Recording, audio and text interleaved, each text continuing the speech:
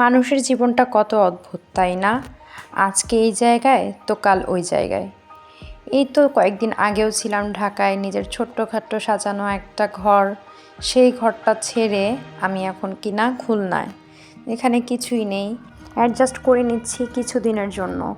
যেহেতু এখানে আমি পার্মানেন্টলি থাকবো না, অল্প কিছুদিনের জন্যই আসা, তো এখানে তেমন কিছুই নেই।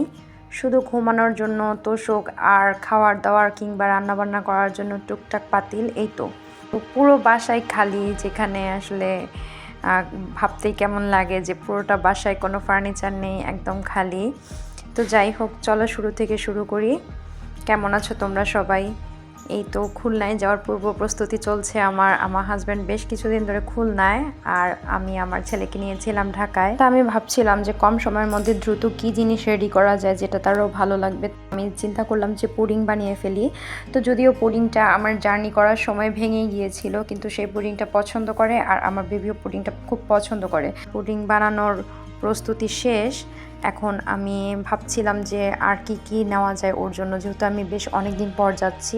তো সে যেহেতু আচার লাইক করে, তো আমি একটা ছোট বয়ামে আমি কিছুটা আচার নিয়ে নিচ্ছি। ভালো লাগা কাজ করছে যে কখন খুলনায় যাব, কখন তাকে দেখব। তো এই তো রাত্রেবেলায় আমি আসলে সব কিছু কুচকাজ করে নিচ্ছি, আর সকালবেলার বাসেই যাব খুলনায়।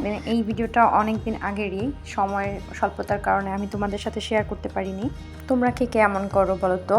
প্রিয় মানুষের জন্য জিনিস রান্না করে নিতে কিংবা কোনো কিছু নিতে আসলে এটা একটা অন্যরকম ভালো লাগা কাজ করে।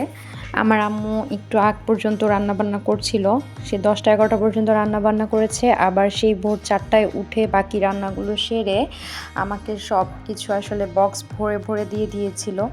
তোমাদের কার কার বাবা মা এমন করে বলো তো? আমার বাবা আরও বেশ কিছু রান্না করে দেওয়ার কথা বলেছিল, তারপরও যদি আমি না করেছি, কারণ এগুলো নেওয়া অনেকটা প্যারা। দেখতেই পাচ্ছ অলরেডি আমার 3-4টা ব্যাগ হয়ে গিয়েছে, কারণ আমার যেহেতু বেবি আছে, আমার বেবির খাবার দাবার, তারপর জুতা জামা কাপড় এগুলোও নিতে হয়। তো আমি আমার হাজব্যান্ডের জন্য 5টা ডিম নিয়েছিলাম, এগুলো হাঁসের ডিম। বেশি নেইনি, কারণ আমার কাছে মনে হচ্ছিল যদি ভেঙে যায় তাহলে কমই ভাঙুক। তো আমি একটু ঘি, মধু, একটু হানি নাট, এগুলো হচ্ছে ডেইলি আমার বেবিকে খাওয়ানো লাগে আমার, ওই আচারটা, এগুলো আমি আসলে নিয়ে নিয়েছিলাম। আর অল্প কিছু খেজুর ছিল, আমি সেগুলো একটা পলিথিনে করে নিয়ে নিয়েছি। আর আমার ছেলের শপিং ভিডিওতে দেখেছো যে ওয়াটার পটটা, সেটাই সে নিবে, তো আমি সেটাতে পানি ভরে নিয়ে নিয়েছি। তারপর কিছু কিশমিশ, তার মালটোবা সব প্যাকেট করে ঘুমিয়ে পড়েছি। রাত্রেবেলা ঘুমিয়ে পড়ার পর এটা আমার ভোর 5টা বাজের ভিডিও। আমার সব কিছু গোছানো হয়ে গিয়েছে, আমার ছেলেকেও আমি রেডি করে দিয়েছি। আর এই তো আমার আম্মুর রান্নাবান্না অলমোস্ট ডান।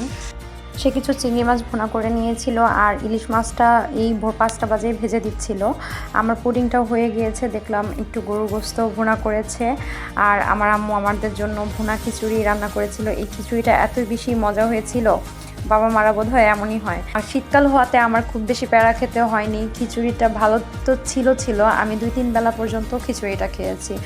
তো সব কিছু আমার আম্মু বাটিতে করে দিয়ে দিচ্ছিল। আর বাবা মা বোধ হয় এরকমই হয়, বাবা মার ভালোবাসার সাথে আসলে দুনিয়ার কোনো কিছুরই তুলনা হয় না। দুনিয়ার সব বাবা মা ভালো থাকুক, সবার বাবা মার জন্যই অনেক অনেক বেশি দোয়া। আর তোমরাও আমার বাবা মায়ের জন্য অনেক বেশি দোয়া করো।